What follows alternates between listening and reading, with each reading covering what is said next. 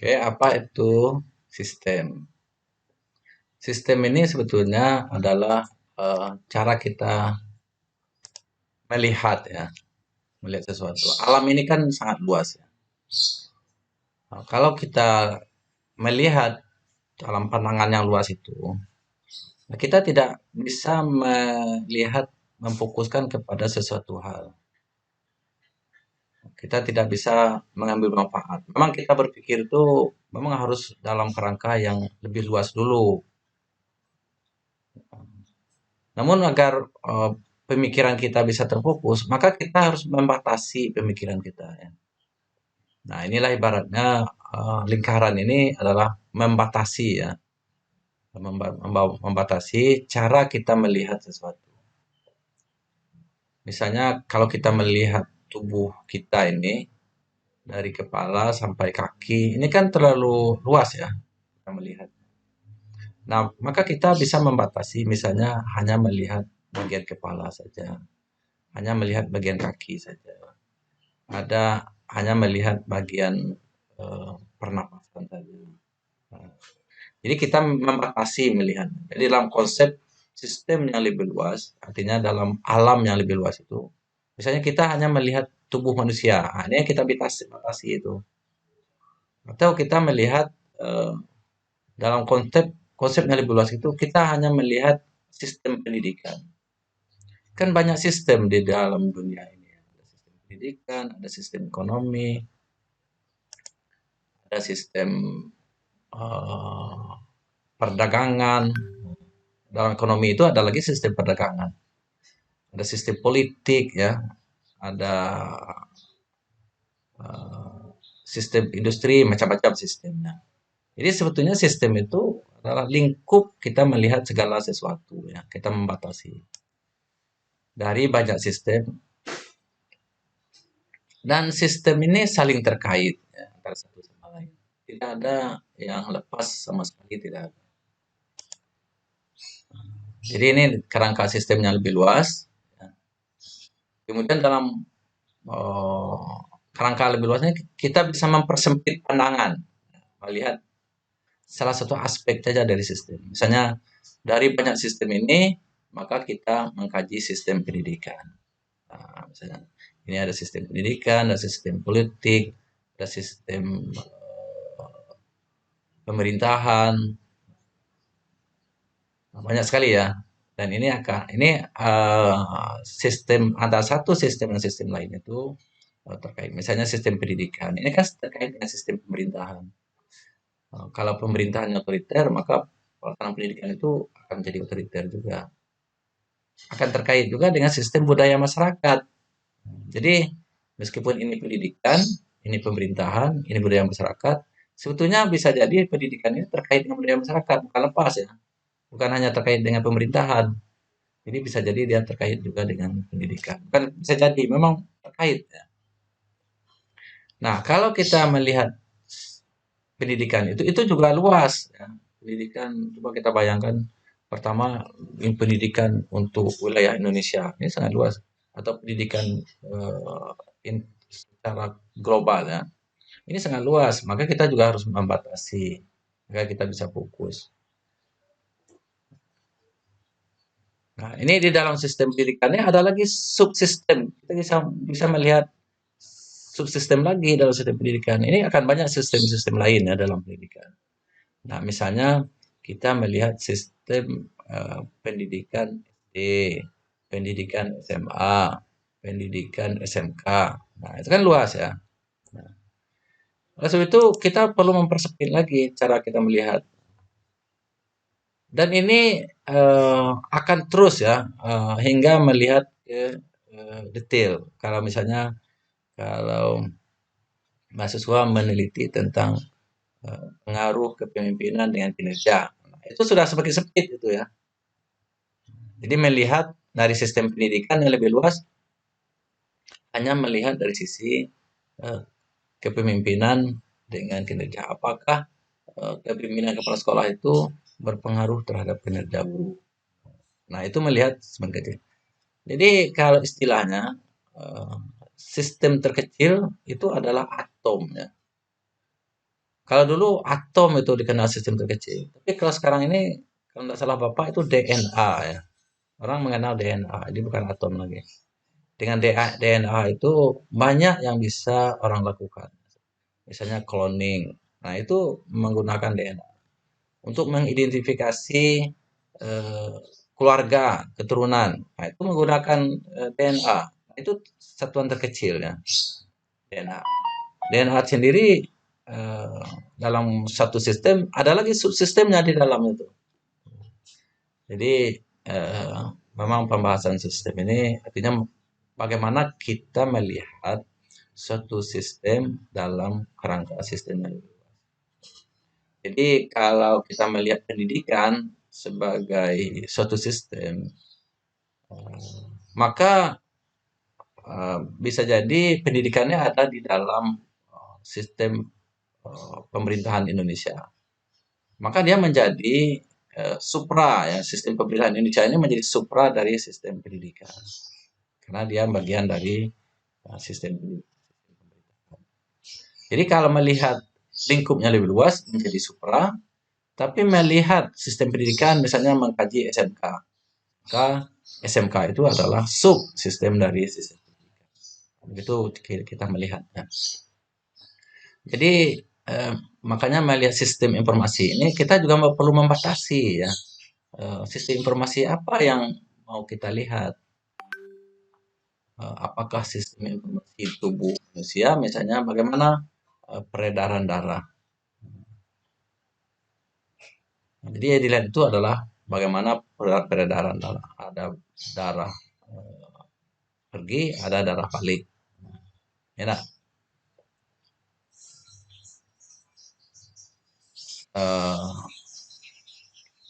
nah itu yang kita lihat di dalam sistemnya.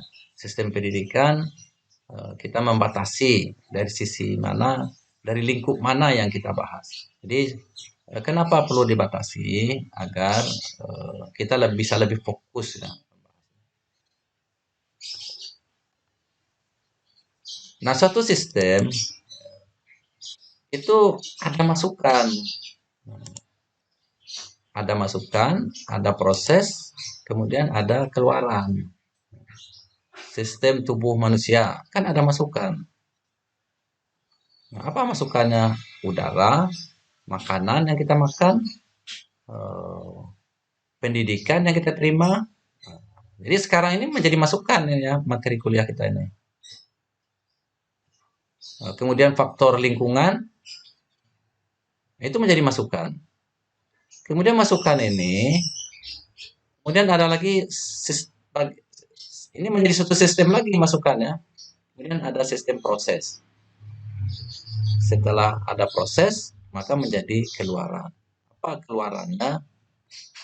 Kemudian suatu sistem ini berjalan, ada umpan balik. Ya. Keluaran menjadi umpan balik bagi proses, menjadi umpan balik bagi masukan. Nah, jadi seperti ini ya, ada masukan, kemudian masukan itu berproses.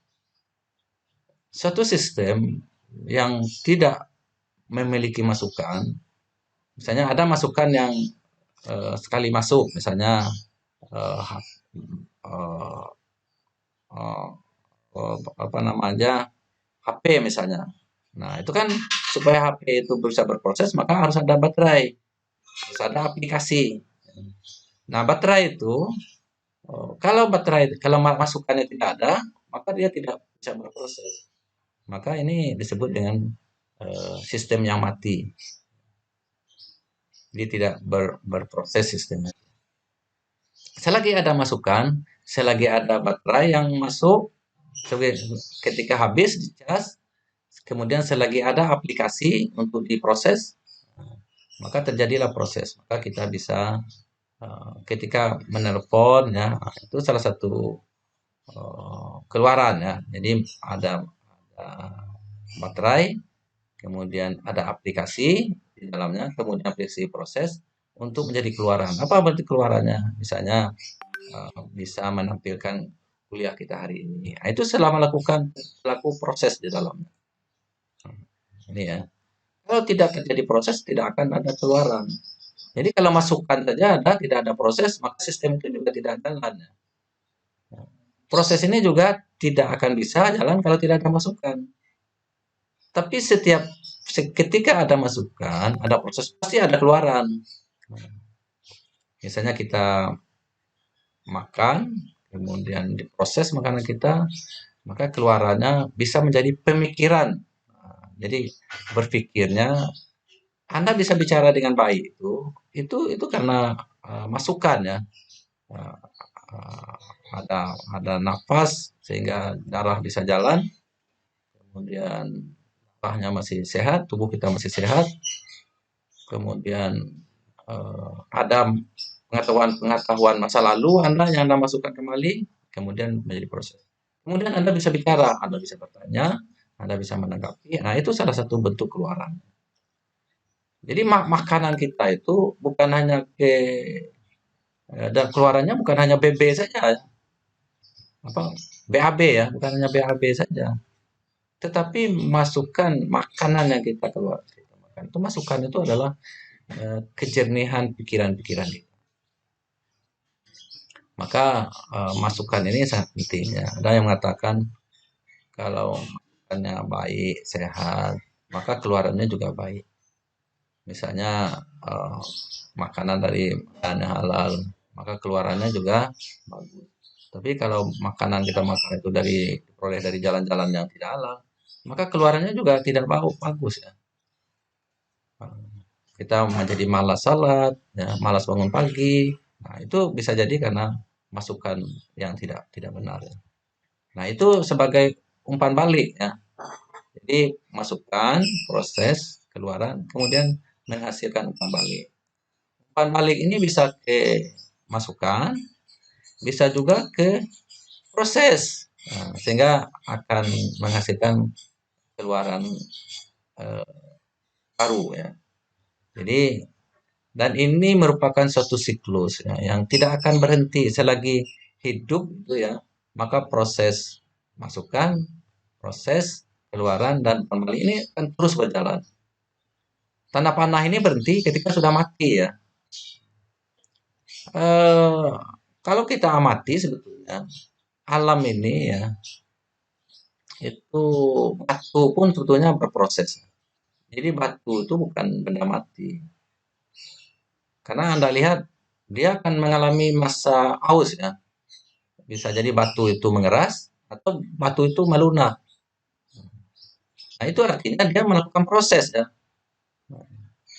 Kalau oh, ada batu yang membesar misalnya karena pengaruh alam, ada juga yang mengecil ya karena pengaruh alam. Nah, itu kan proses.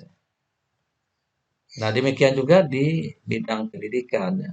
Bagaimana kita membuat sistem pendidikan sehingga masukannya adalah data-data, informasi, kemudian data-data dan informasi itu diproses sehingga menghasilkan sesuatu yang berguna bagi pendidikan.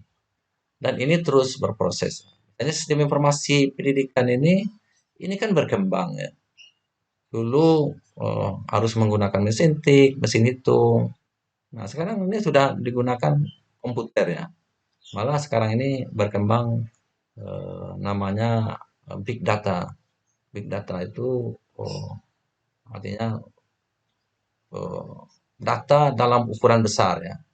Kita lihat sekarang ini Anda ya kuliah ini terdaftar data nilai Anda itu ada di Dikti. Jadi ketika eh, Anda kuliah, maka dia akan masuk ke data big data Dikti ya.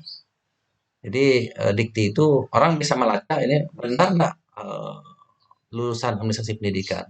Nah, itu bisa dilacak. Ya. Tahun berapa masuknya, tahun berapa selesai, mata kuliah apa saja yang diambil. Jadi eh, setiap akhir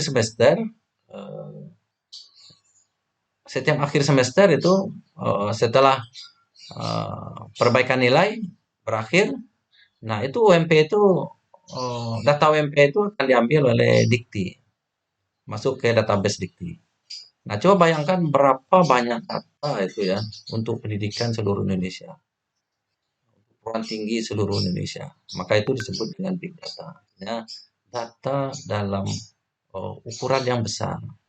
Dan itu sekarang ini tidak ada eh, apa namanya semakin lancar ya big data itu,